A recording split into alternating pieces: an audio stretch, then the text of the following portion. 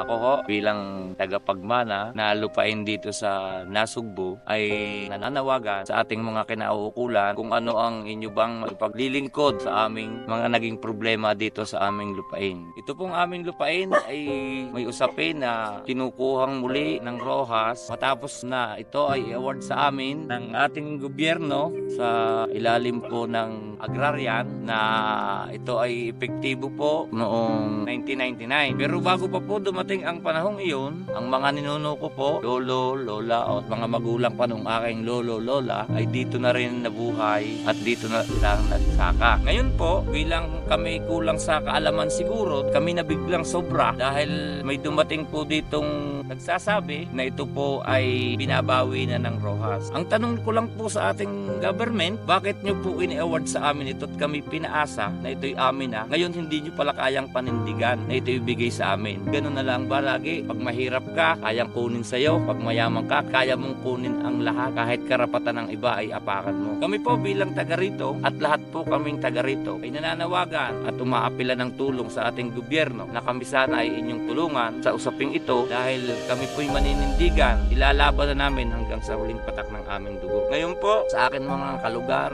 ako po'y nananawagan din na sana ay patuloy tayong magkaisa.